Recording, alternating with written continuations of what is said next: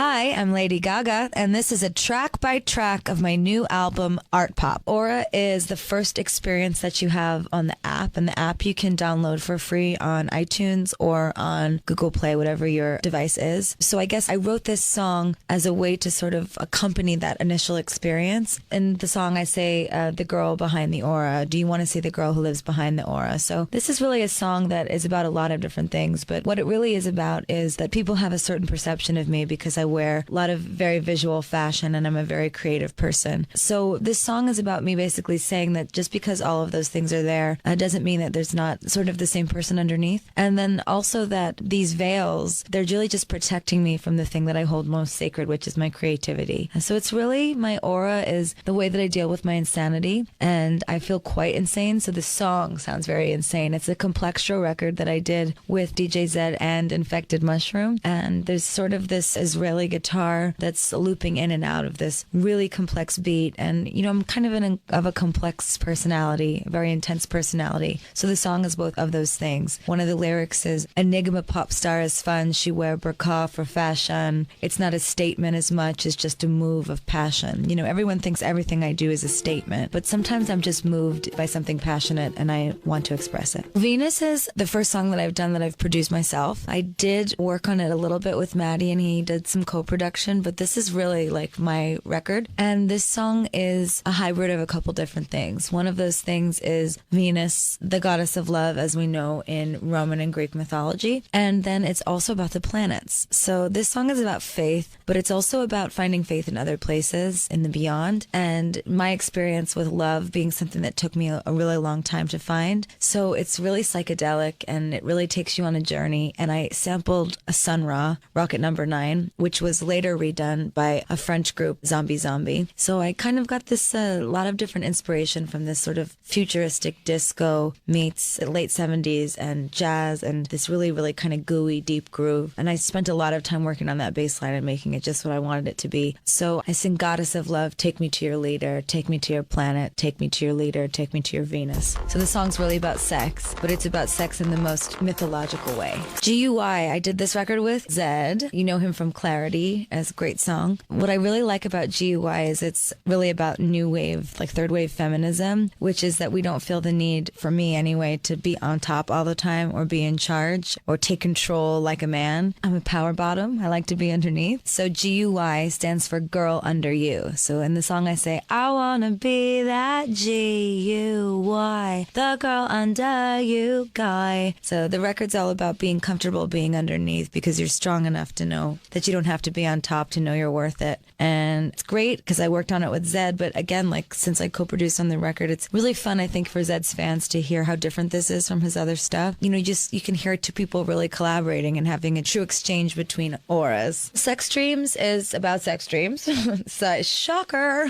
But the record, when I was working on it, started out as this Mumba groove, and we all just kind of spent a lot of time in the room together, really like letting the groove hypnotize us. And I started writing, and everyone will tell you when I wrote it that they just didn't really know where I was going with it for like 3 hours. They just were just not understanding. And then once I hit the chorus, they were like, oh yeah, I get it. It all makes sense. And anytime we've tried to remove or replace different parts of the song, it never quite flowed the same way, and the chorus never hit as hard. So it's a really special tune. It's really a journey. And I'm alternating between speaking and singing. And when I'm speaking, I'm talking to one person. When I'm singing, I'm talking to the other. And then it reverses for the second verse. So I'm talking to my boyfriend who's in the bed with me, or my girlfriend, whoever. And the other person that I'm talking to is the person that's in the sex dream, who I'm having these fantasies about, that I feel like a criminal. So this song is about the type of sex dreams that I have also, which are maybe not what other people's sex dreams are like. Mine are really freaky and out there and crazy. So it kind of takes you through this journey through my mind, and then at the end, it sort of like gets you into that headspace of thinking, when I have a sex dream about somebody, then the next day, if I run into them, it's going to be really awkward. So it says, watch me act a fool. you.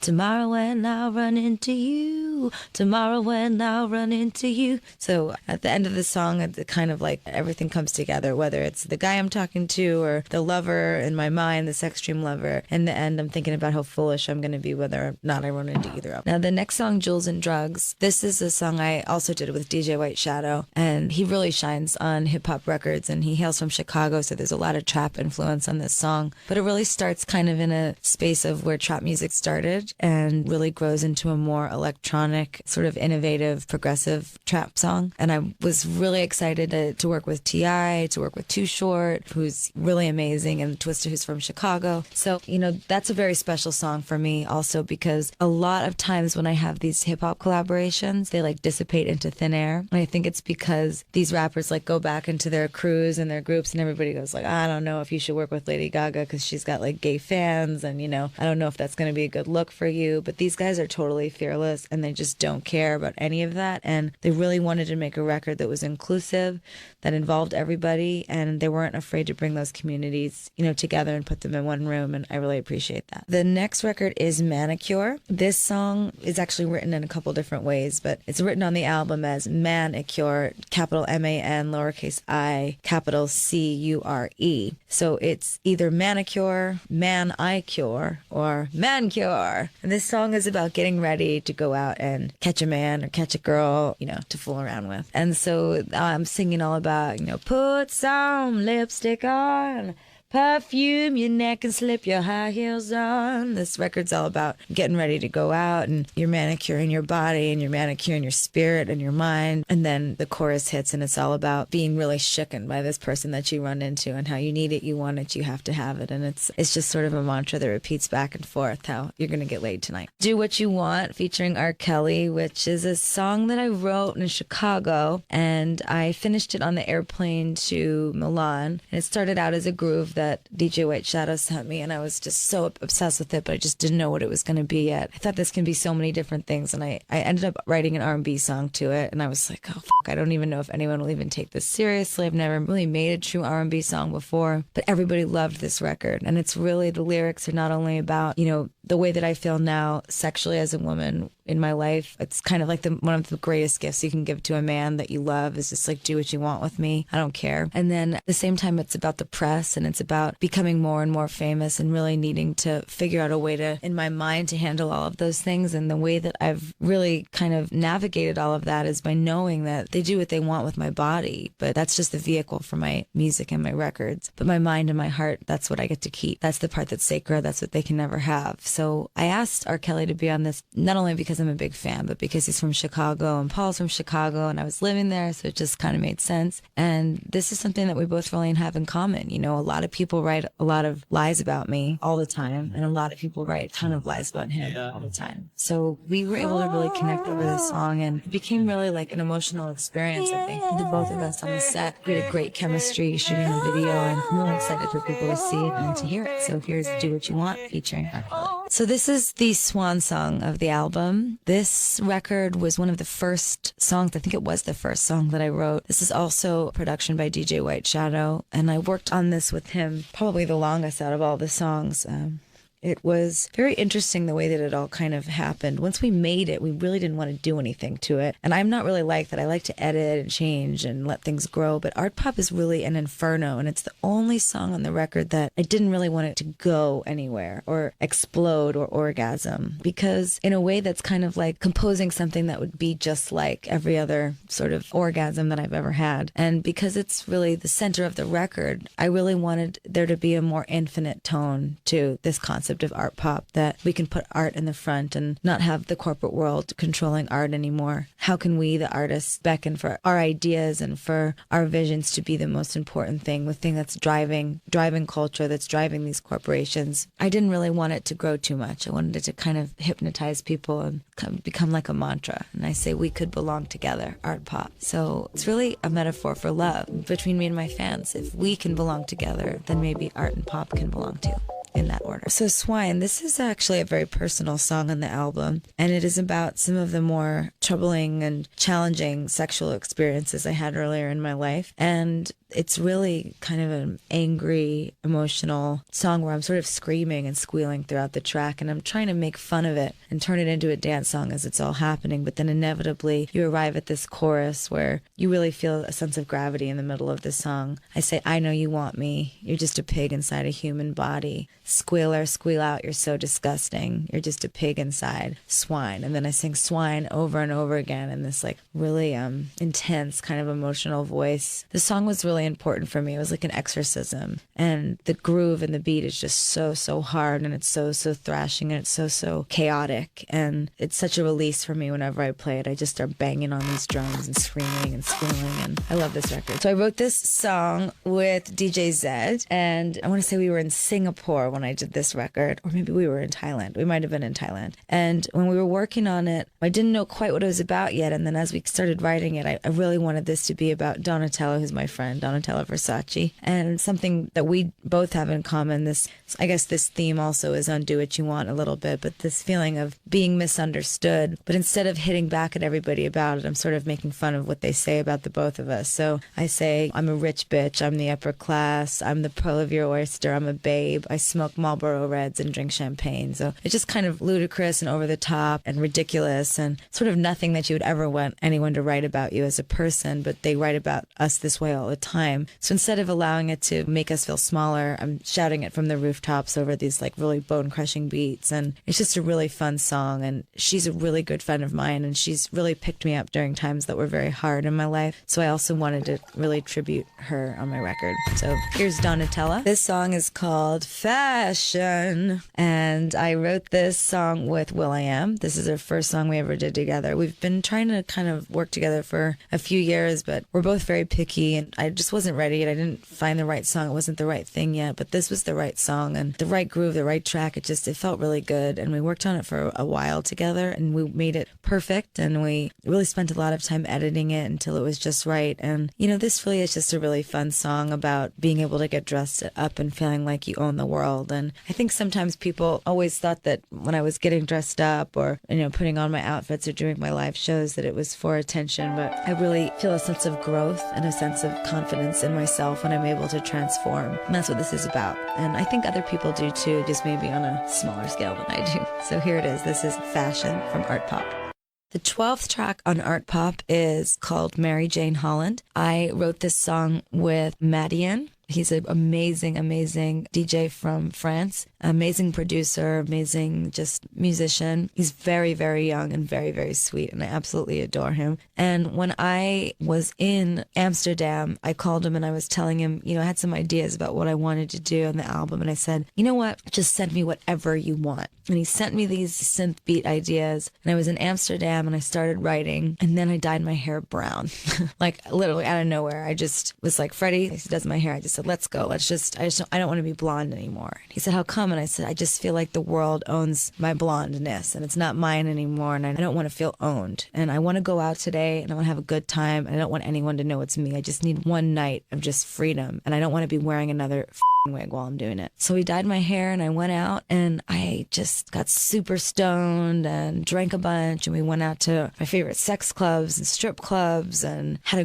great time. And all night I kept calling myself Mary Jane Holland, and everybody kept calling me Mary Jane Holland. So it became this alter ego of who I became when I was smoking weed. And it really became a source of comfort for me that I could smoke and take something that would really help with my anxiety and help really bring me down from the pressures of being a star. And whenever I smoke, I really forget that I'm famous, and that's maybe not a good thing.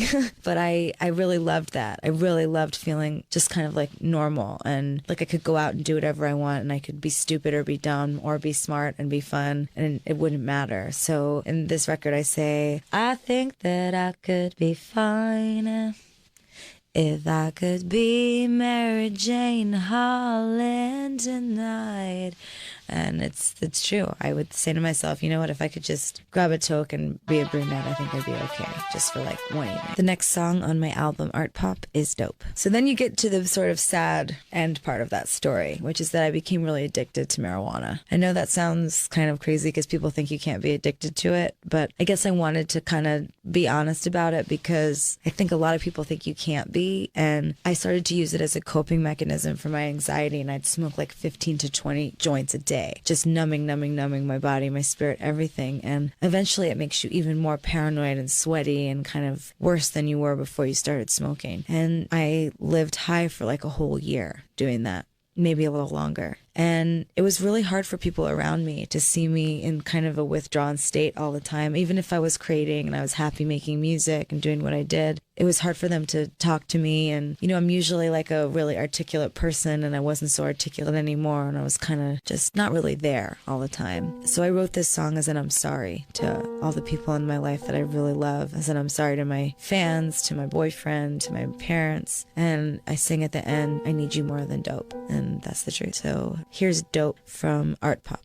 So this is the second to last song on the album. This is Gypsy. And I started writing Gypsy out with Red One, and then I finished writing it with DJ White Shadow and Madian and myself, obviously. And we finished the production together. I did a lot of the guitar parts on this song. That was sort of my main passion on this record, was getting some really exciting acoustic parts. And my buddy Tim, who plays guitar, he's so talented. And this song is about, you know, traveling the world and sometimes feeling really, really lonely, but being okay with being alone because I have my fans. And because when I get to that different country every day, they are my home just for the day. So I say, you know, be my home just for the day. I'm a gypsy, gypsy, gypsy, hey. And this record's all about falling in love, but it's also about what I think the key is to staying in love. And that's not trying to stop the other person from being on their own journey, not trying to stop them from being who they are, trying to change them. That's really been the new success in my love life. It's been in allowing the other person to be on their journey and you be on yours, and that you just be really happy when you're together and not try to change one another. Well, this is the last track on the album. This was always going to be the last track. This is called Applause. When I was on tour and my hip was breaking, I didn't really know why, because I was smoking up a storm, making sure that I couldn't feel a damn thing all day long. Once I really realized what had been going on, and I realized how I was feeling before on stage, I realized that it was the applause of the fans that really kept me going, because I would be ready to go on stage and just be crying hysterically, like not understanding even how I was feeling. I was feeling very dizzy. I had a lot of vertigo. I had pain, but it's like,